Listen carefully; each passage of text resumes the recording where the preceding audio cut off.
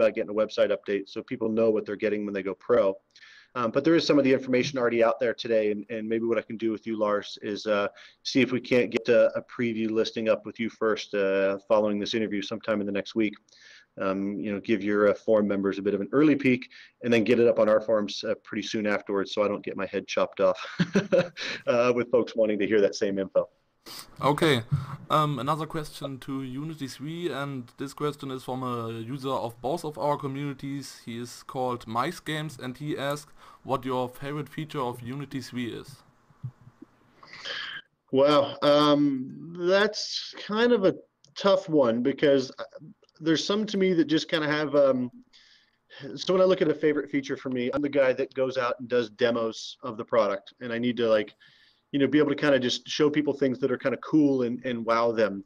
But in reality, then there's the things that I think are kind of cool just because they're things that are sorely needed inside of Unity. So on the not so sexy, but I'm so happy we have them in there. From the mundane side, our documentation. Every script example will be available in JavaScript, C#, and Boo. So, I mean, every entry. That's been a pretty monstrous task for this one poor guy on our staff, and I'm glad he's been around to do it. But to me, I mean, I look at that, and that's just one of those fundamental, why didn't we ever have this before? So it's not quite so exciting or sexy, but, I like to be able to tell developers about it.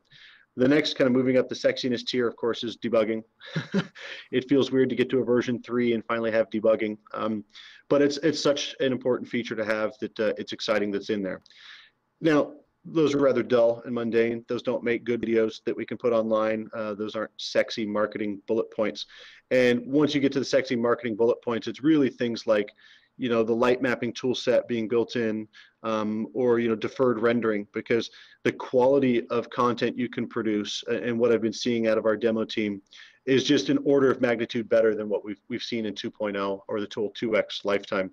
It feels a little bit odd to look at our island demo now and think that it kind of looks a bit outdated and just not up to par in terms of quality, because the last 2 years it's been our showcase piece in terms of the first intro to our product.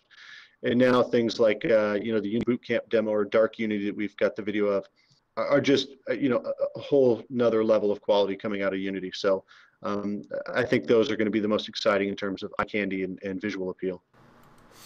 Okay, now another personal question from our live chat. Broken Poly asked, when will the San Francisco office get a PS3 so Unity can challenge some proper multiplayer games? Well, we don't know. We just moved into this new office. You might see people walking around behind me here because I'm actually right by the front door here.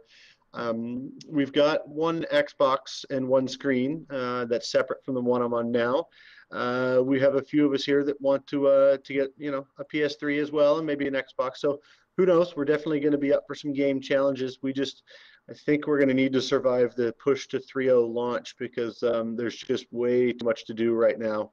And I think we need as little distraction as possible. I know I do. But hopefully we get that soon, and maybe this fall we'll open it up, and Unity Tech will take on all comers in all manner of games, because we'll whoop up on you. We got you. Okay, cool. Yes, next question. It's more personal. Someone asked, how do you come to Unity Technologies, to a job there? Sure. Well, I mean, I'll give the quick overview of my career path, because I didn't intend to come into software, and then I didn't intend really to land in a game-specific interest role. It just kind of happened. I got a degree in physics, decided I didn't know what I wanted to do with that degree, and spent the better part of my 20s parking cars, working as a custom ski boot salesman, camping gear salesman, hotel doorman and bellman. Nothing very exciting, just kind of living and floating. And in my late 20s, a friend of mine asked if I wanted a real job and that he could get me hired at Macromedia. And, I said, sure, what the heck, why not? I'll give it a go. I knew some programming work and had always liked working on computers. So I got hired and happened to be stuck on a product called Director. And the first real turning point of my life about why I like being on tools was that I'd always been frustrated trying to program, that I couldn't I could never do what I really wanted. My skills could never match up to my wants and desires. And when I got put on director, in 24 hours, my whole view of the world shifted because it empowered me to do new and different things that I never thought I was capable of. And I sat up that entire night and just kept learning and practicing and playing and just learning how to develop stuff in director with lingo, which is you know, a rather arcane bit of knowledge now.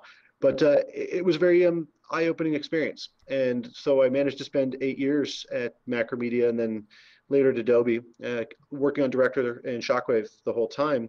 And Adobe, as we're seeing, is clearly not very focused on 3D and games in particular. And this was in the summer of 2006, and I just wasn't seeing eye to eye with them. And I decided I was going to leave. And so I put out an announcement to the director community that I was going to take off. And I'd heard of Unity as this, cute little product by these guys in Denmark, but I had never known them or met up with them in any way. And contact was established because customer number one in the Unity database is a guy by the name of Marty Plumbo. And he's also a longtime director user. And he let David, Joachim, and Nicholas know that I was becoming available and that maybe they would be interested in contacting me. And about 2 days before my last day, I got a phone call, and it was from some phone number that was, +45 something something something. And I decided I didn't want to let the international phone call go to voicemail, and I picked it up. And it was David Helgeson asking me if I was interested in coming on board and talking with them.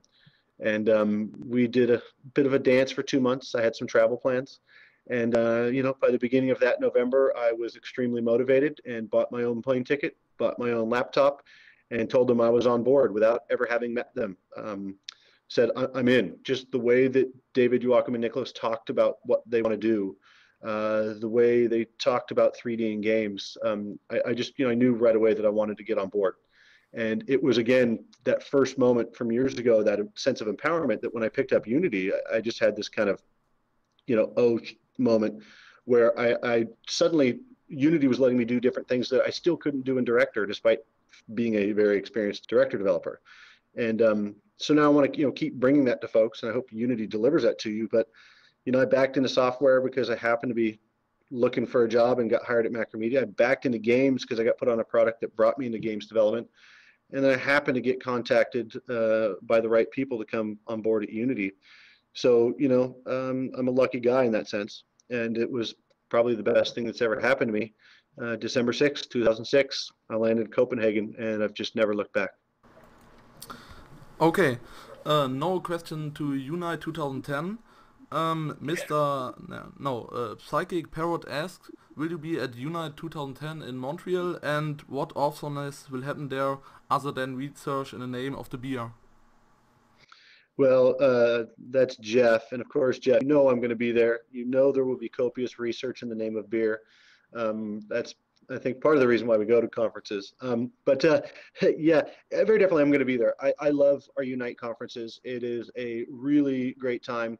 Not only do we get a chance to kind of share information and talk to people about what's going on with Unity and hear from others. We get amazed every year by what we hear from third-party presenters. Then, aside from that, the social time, the getting to meet people in the community, putting faces to the names, and establishing personal relationships. We really like being among the developers. Not that Macromedia or Adobe was wanted to stay away.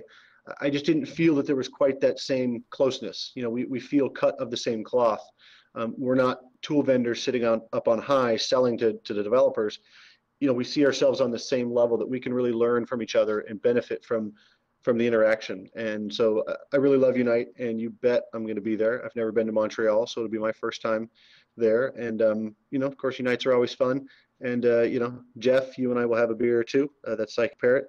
And everyone else, coffee, tea, beer, whatever your drink is, we'll sit back, talk some shop, and have a lot of fun in the name of Unity.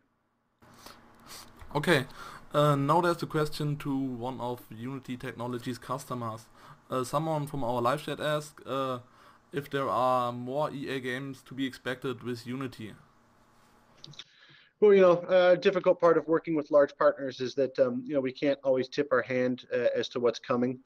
I can say that the experience for them so far has been positive surrounding Tiger Woods Online. You know, it's been positive for us as well. You know, we love large showcase customers